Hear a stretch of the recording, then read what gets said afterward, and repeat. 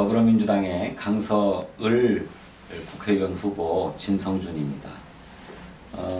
저는 내박자 일꾼 진성준이다 이렇게 홍보를 하고 있는데, 그 내박자 일꾼이 무엇인가를 소개하면 저의 이력이나 이걸 소개해 드리는 것 같아요.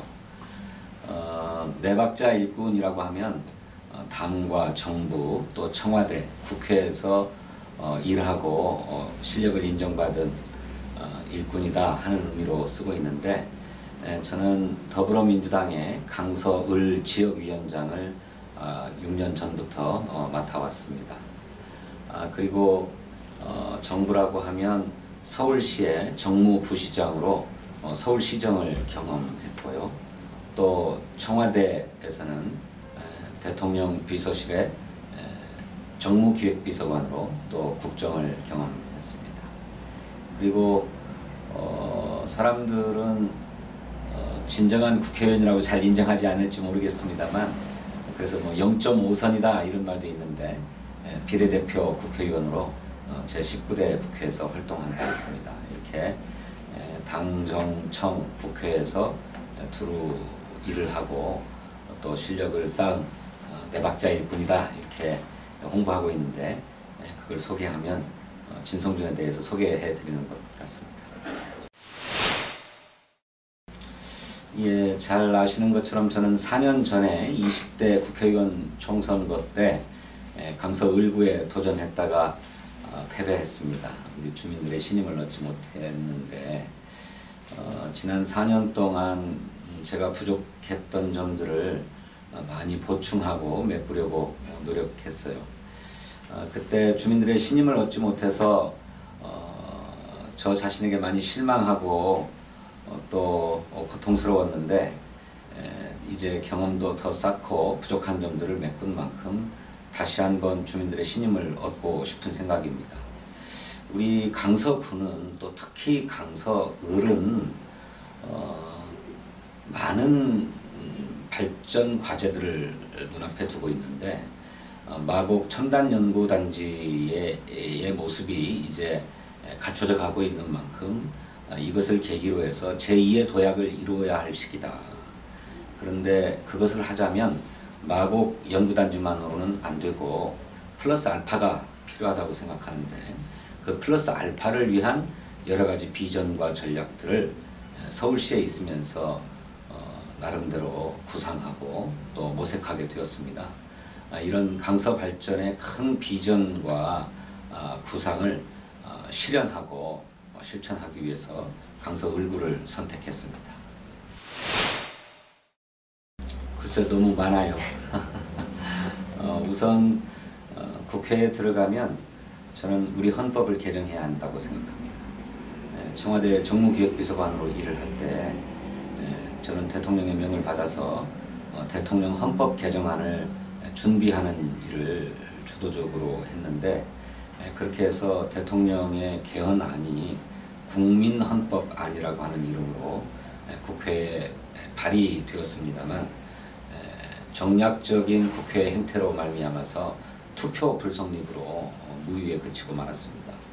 하지만 우리 헌법이 87년에 만들어진 이후로 단 한 번도 개정되지 못해서 시대에 맞지 않고 또 우리 사회의 미래를 그려주지 못하고 있다는 지적이 끊임없이 있어 왔던 만큼 대통령 헌법 개정안을 중심으로 대한민국이 어떤 사회로 나아가야 하는지 비전을 담는 그런 헌법 개정이 반드시 필요하다 이렇게 생각하고 헌법 개정을 위해서 노력할 생각입니다.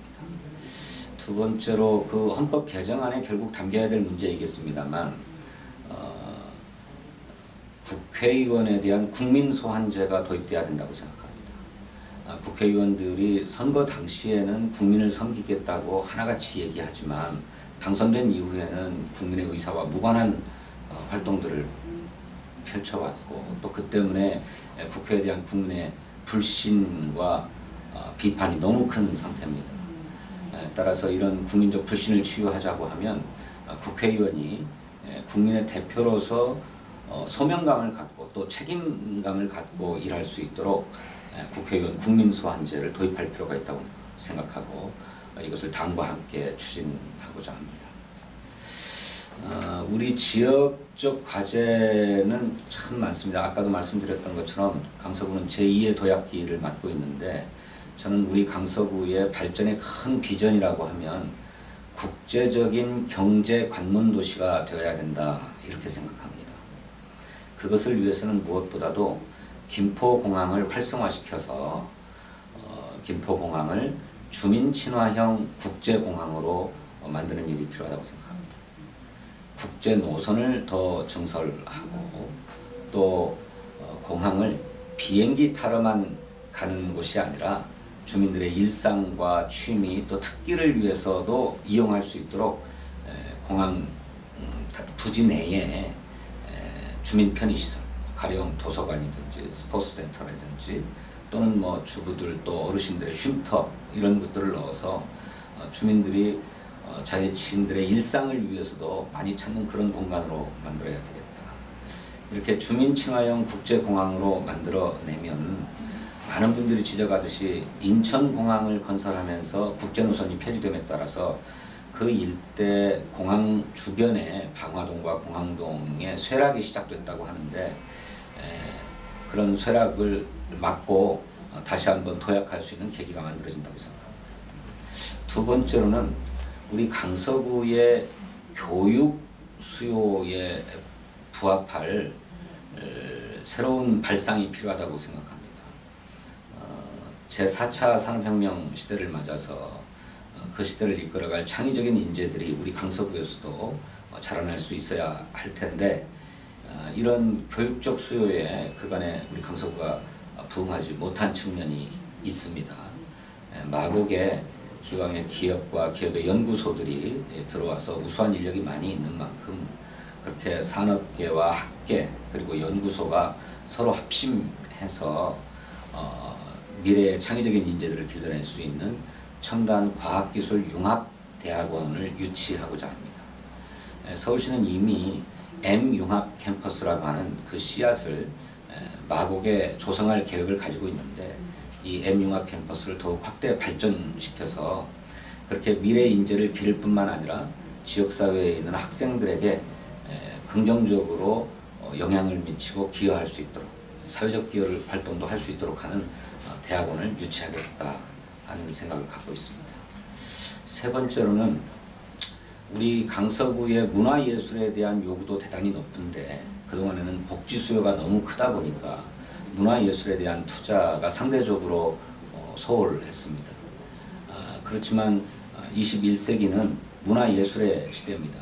우리 강서 구민들도 문화예술에 대한 요구와 수요가 점점 높아지고 있는 만큼 강서구의 교육, 문화, 복지의 허브가 될 꽃피는 시민청을 서울시가 조성하기로 발표한 만큼 그것이 조기에 멋진 모습으로 완공될 수 있도록 노력하고 이 꽃피는 시민청을 중심으로 LG아트센터, 코롱미술관, 또 겸재미술관, 또 허준박물관 그리고 재외동포재단에서 우리 마곡에 추진하고 있는 재외동포 기념관 그 다음에 남북통합문화센터까지를 포함한 문화예술 벨트를 구축해서 우리 강서 구민들의 문화예술에 대한 수요에도 부응하고자 합니다.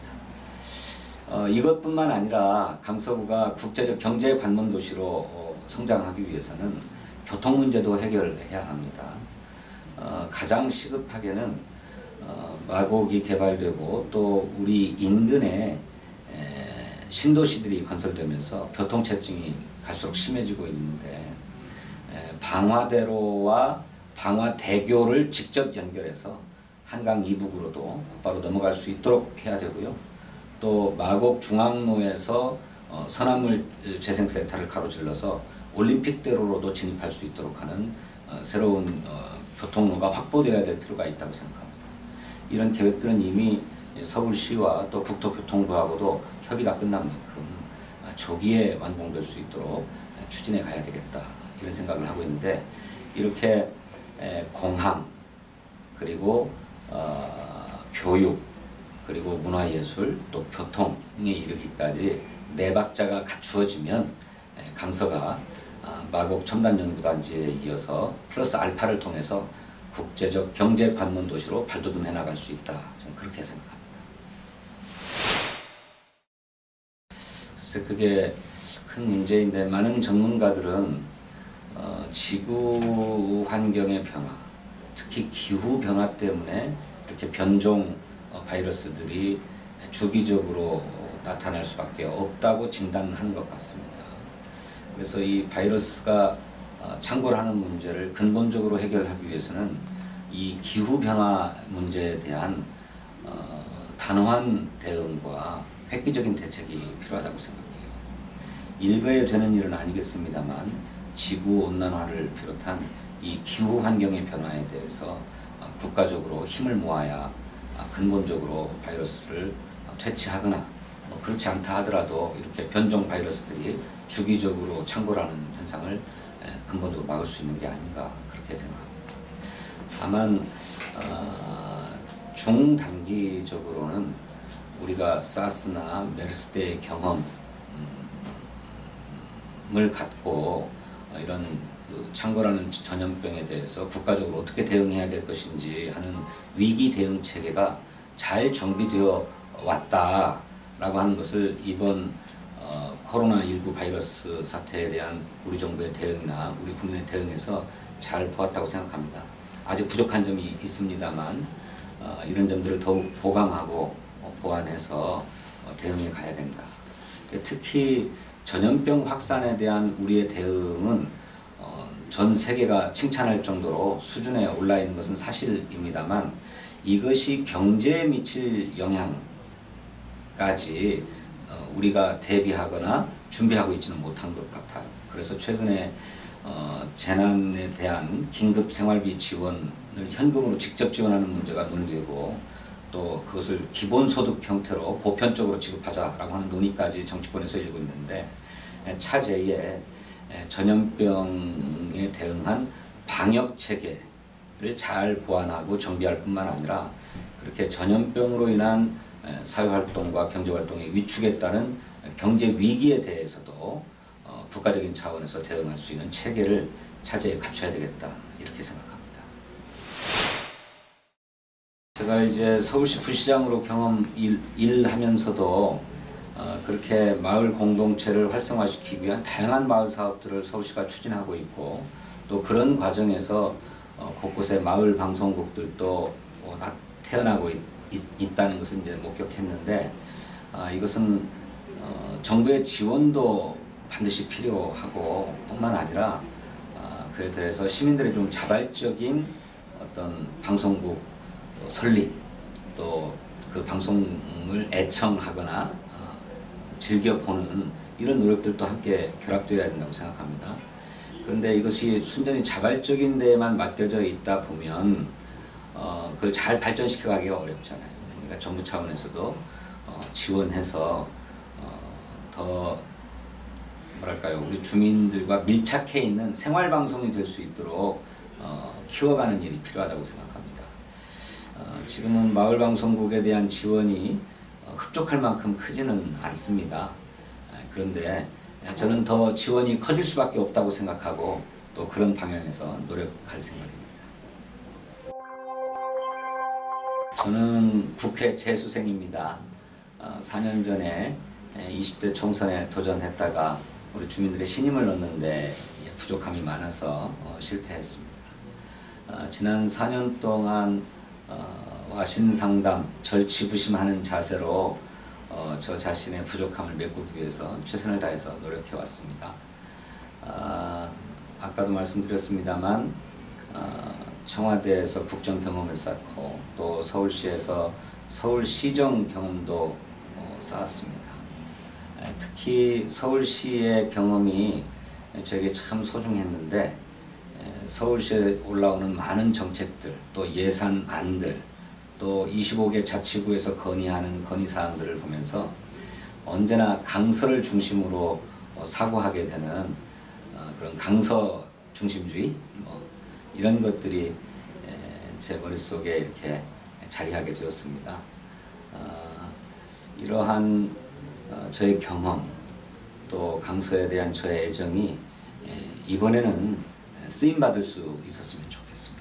강서가 제2의 도약기를 맡고 있는 만큼 그 제2의 도약기를 위한 비전과 전략 또 구체적인 방안까지 갖추고 있는 진성준을 선택해 주십시오. 고맙습니다.